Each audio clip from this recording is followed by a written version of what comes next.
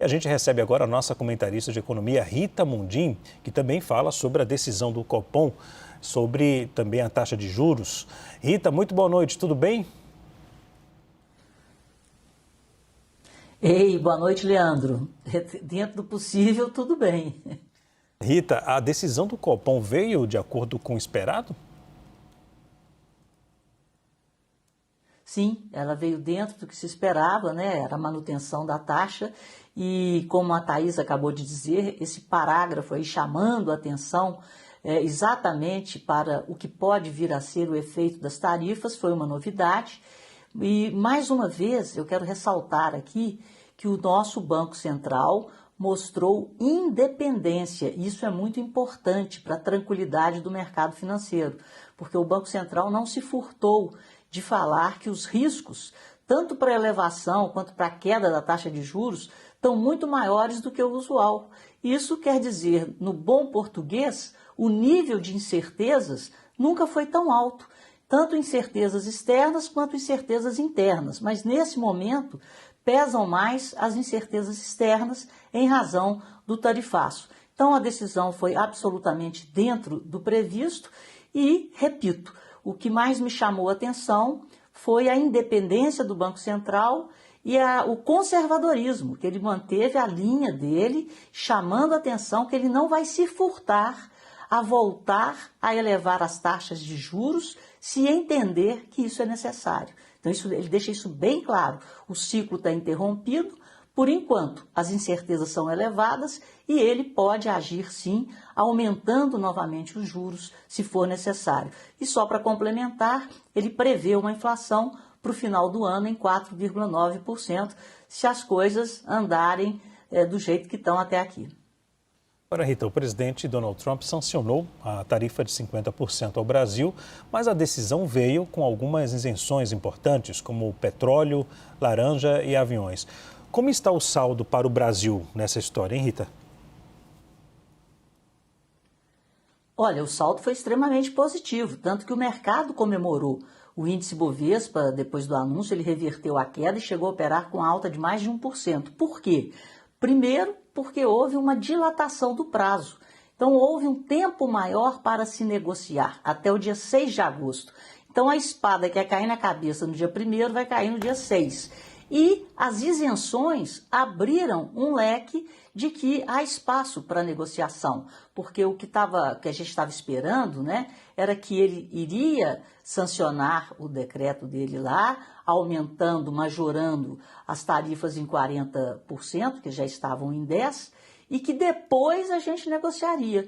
Mas aí agora, até o dia 6 de agosto, o tempo vai valer ouro. E acredito que o café, assim como as carnes, né, a carne bovina, possa entrar, a manga, acho que vai ter espaço para mais isenções, porque a lista de isenções até ultrapassou as expectativas. Então nós tivemos lá, a Embraer, né, foi bem beneficiada, as ações subiram, a Eletromotores WEG, a Suzano, teve celulose também, alguns tipos de aço, dependendo da forma da exportação, né, se já é semi-acabados. Então a lista foi mais extensa do que se esperava, então nós temos isenções acima da expectativa e, além das isenções, que a gente achava que não ia ter nenhuma, era só depois da validade aí das tarifas que as negociações começariam, e a gente teve essa dilatação de prazo. Então, vamos trabalhar com isso que está posto. Agora, Rita, outro assunto do dia que repercute muito foi a sanção dos Estados Unidos ao ministro Alexandre de Moraes com base na Lei Magnitsky. Qual o impacto dessa decisão, hein, Rita? Pois é, Leandro, igualzinho a primeira carta, nós temos dois aspectos de novo. Um aspecto é o aspecto do comércio, da economia, e o outro aspecto é o aspecto geopolítico. O Trump, logo depois do anúncio, né, desse decreto, ele voltou a falar que não vai permitir que ninguém tente, né, ou atente contra o dólar, muito menos os BRICS. E de novo, de uma forma muito forte, de uma forma muito clara, eles colocam no comunicado, né, que membros do governo brasileiro, isso aí me chamou a atenção, que eles colocam no plural. Então pode ser que venha mais gente por aí.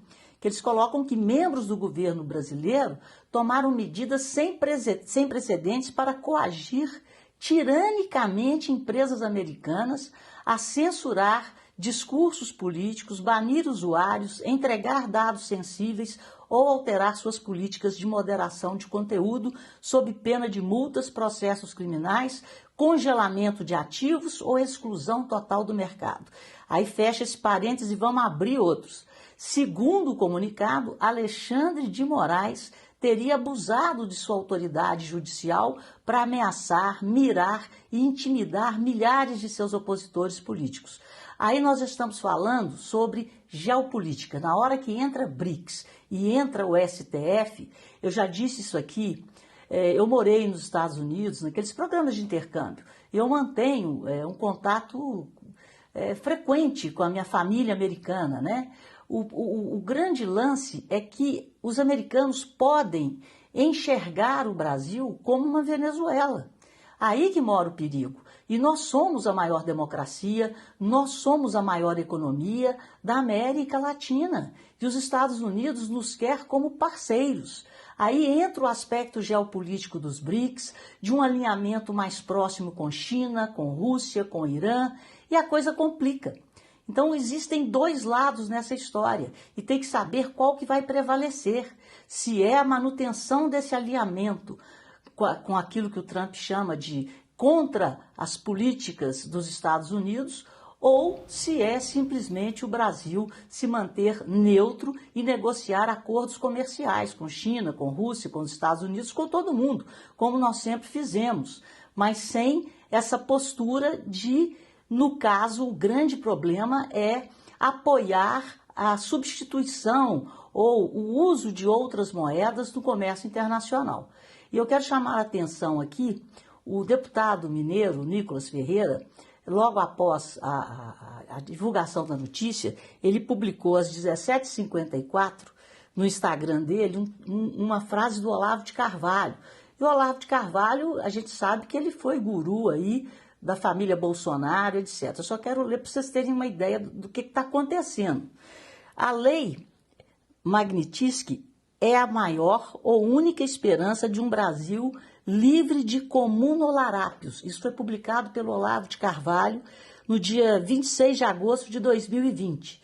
E segundo o Nicolas, o dia chegou. O homem era além de seu tempo. Então são duas coisas por trás disso tudo. Existe a economia, mas existe um peso enorme da geopolítica. E a diplomacia está diretamente ligada à geopolítica. Então as decisões são políticas e as consequências são e serão econômicas.